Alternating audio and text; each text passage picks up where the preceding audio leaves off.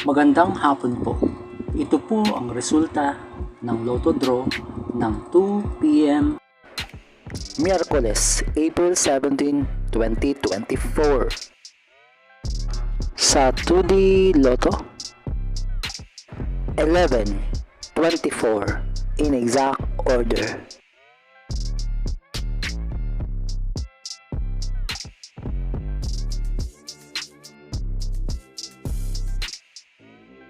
Sa 3D Lotto, 0, 8, 2 in exact order.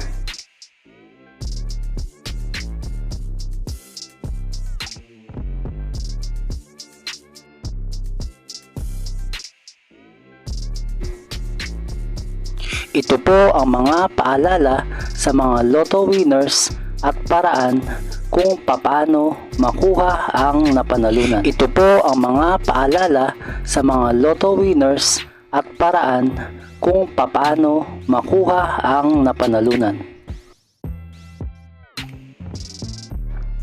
Ito po ang estimated jackpot prices para sa mga susunod na Lotto draws.